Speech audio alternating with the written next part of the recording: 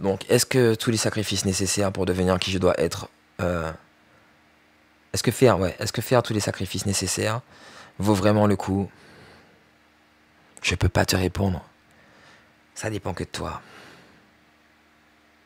Ça ne dépend que de ce que tu feras. Mais voici ce que je peux te dire. Si tu ne fais pas ces sacrifices, tu vivras probablement avec le remords de te dire que tu n'as pas fait ce que tu avais à faire. C'est peut-être ça la bonne question. Es-tu prêt à vivre avec ces remords? Pas moi. Observe la situation. Tu as grandi dans un foyer à peu près stable. Tu as grandi dans un appartement et une maison. Ok? T'as pas grandi dans un ghetto. T'as grandi dans un endroit qui s'appelle Petit Paradis, s'il te plaît. Donc c'est bon, ça va. Hein. Et pourtant, dans cette belle maison, combien de fois tu t'es foutu des coups de poing dans la gueule? Combien de fois as-tu essayé d'ingérer des cochonneries pour mettre fin à tes jours? Combien de fois as-tu regardé le vide, David? Ok? En contrepartie, tu as été à la rue, dans un foyer, entouré d'inconnus, de gens qui viennent de tous les coins possibles et imaginables, j'ai l'impression. Enfin, en tout cas, enfin, pas forcément tous les coins, mais ils viennent de suffisamment d'endroits comme ça. Hein. Tu as été entouré de personnes qui ont connu la guerre, qui ont fui Daesh, frère. 2 fois. De gens qui viennent d'Afrique, d'Arabie, d'Espagne, de différents coins que tu ne connais pas. Bulgarie, ce gros bulgare taré là. C'était lui ou l'autre? Il y en a deux, je crois. Mais je sais pas s'il était bulgare, lui. Bref. Et pourtant, tu étais entouré de tarés mentaux, ok? C'était la première fois de ta vie que tu voyais la police. Et c'était pas la seule. D'accord? Et pourtant, tu n'as jamais pensé à te foutre un seul coup. Parce que tu faisais ce que tu savais que tu avais à faire. C'est ça la différence.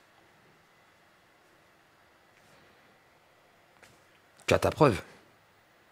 Luxe. Non, pas luxe. Bah, ça dépend, pour certains c'est du luxe. Hein. Vie paisible, vie calme, vie posée. Tu te défonces. Je ne parle pas de drogue. Tu te défonces la tronche. Tu t'amoches, tu t'abîmes et personne n'est au courant. Sauf toi.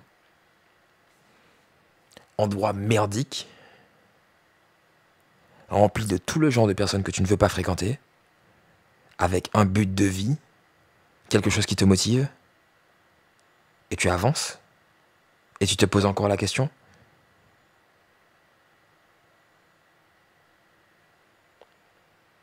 À toi de voir. À toi de voir. Est-ce que je fais le bon choix en me focalisant sur mes projets de vie? Est-ce que je fais le bon choix en me focalisant sur mes projets de vie? David, tu veux faire quoi d'autre? Du ping-pong? Regarder des telenovelas? C'est quoi cette question? Est-ce que tu fais le bon choix? Ça ne dépend que de toi de le savoir. Mais si tu ne te focalises pas sur tes projets de vie, tu veux te focaliser sur quoi? T'as 30 piges, frère. Ça fait 5 ans que tu le prépares, ce projet. C'est ça ta vraie question? Ou la question c'est plutôt est-ce que j'ai tort, encore une fois, de sacrifier du temps que je pourrais passer avec mes amis tout en ne sachant pas quand est-ce qu'ils vont mourir ou quand est-ce qu'ils auront un problème?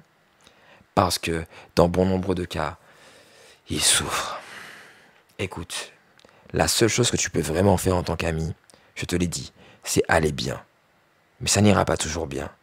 Par contre, ce que tu peux faire, c'est leur montrer que quand ça ne va pas bien, tu te relèves. Comme ça, eux aussi le feront. Et c'est exactement ce qu'on fait en ce moment même. Tu ne pourras jamais faire pour eux. La seule chose que tu peux faire, c'est leur montrer ta voix si ça fonctionne. Et même si ça ne fonctionne pas. Comme ça, ils tireront leur leçon. C'est tout. Tu as essayé combien de fois en écrivant des textes, en essayant de leur expliquer, en sortant des citations et tout et tout. Bien joli, génial. Et peut-être que ça a marché. J'ai reçu le message de cette femme, Linz, que j'ai lu hier ou avant-hier. Mais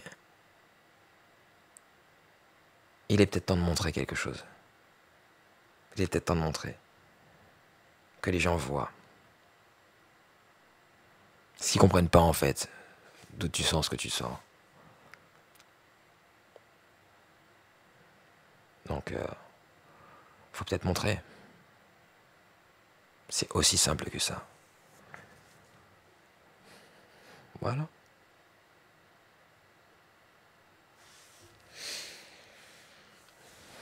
Voilà. Donc maintenant, notre mission, c'est de montrer. Et comme ça, on avance. Et eux, ils apprendront de toi. Rappelle-toi surtout que notre mission principale, c'est d'aider des gens à s'enrichir financièrement avec la bonne mentalité. Ou du moins d'aider des gens avec la bonne mentalité à s'enrichir financièrement. Parce que c'est de ce genre de gens dont on a besoin pour fixer le monde. C'est d'eux dont on a besoin. Il n'y a pas d'autre alternative.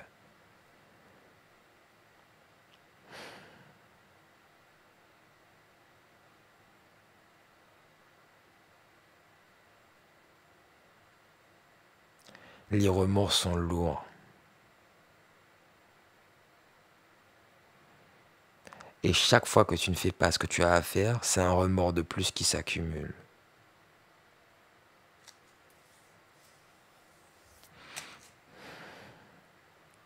Tu veux encore en porter beaucoup?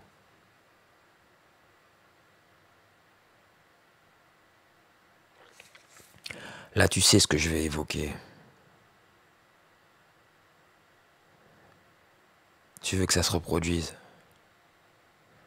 Tu veux ressortir cette phrase. Est-ce que tu veux un jour ressortir cette phrase? On n'a pas les moyens.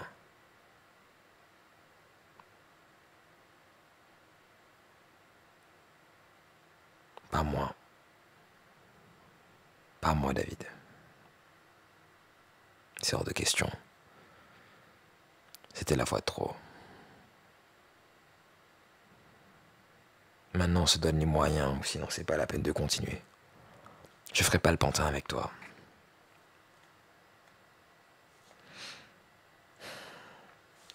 Tu as essayé de faire le grand enfant pendant longtemps.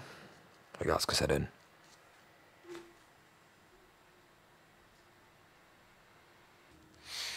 Tu as essayé de faire le grand enfant pendant longtemps. Et encore, je sais pas si tu as essayé de faire le grand enfant. Je crois que tu as essayé de devenir un adulte.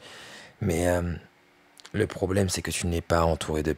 Enfin, tu n'étais pas entouré de personnes qui voulaient vraiment t'aiguiller. Et qui le pouvaient. Et je sais que tu essaies de prendre des responsabilités, mais que tu ne sais pas exactement quoi faire à quel moment parce que tu t'es donné trop de missions, tu t'es probablement donné trop de choses à faire, David. Il va falloir faire des sacrifices. Tu peux pas être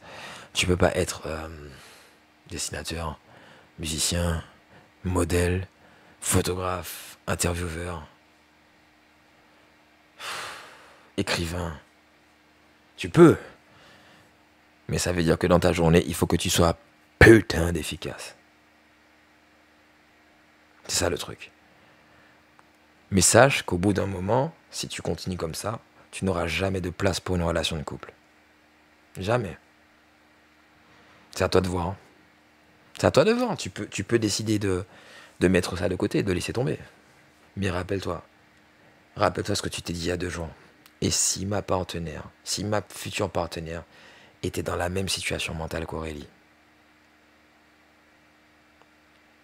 Tu sais, la plupart des gens, quand ils se mettent en couple, ils pensent à eux. Et c'est normal. Mais si la personne, si c'était même plus important pour l'autre que pour toi, est-ce que tu le ferais?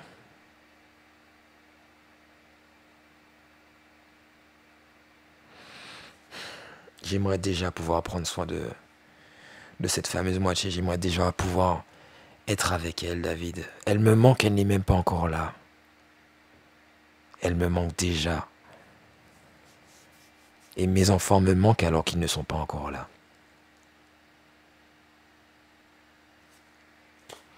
Tu veux que ça dure encore combien de temps? Tu vas avoir 40 ans et avoir la même mentalité et te dire oh, putain, j'ai encore pris 10 ans, frère, la vie de merde, quoi.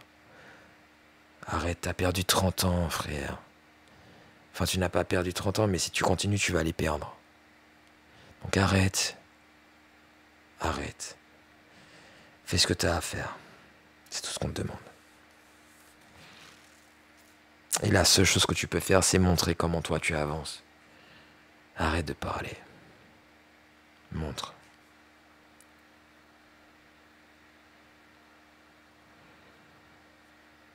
Voilà.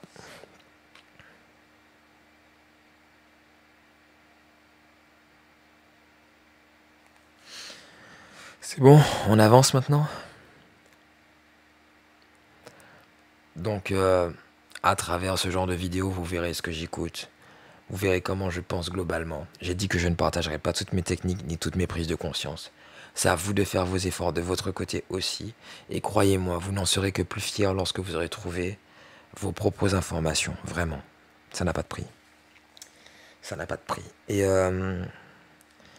pour le reste, voilà, c'est entre vos mains maintenant. Salut.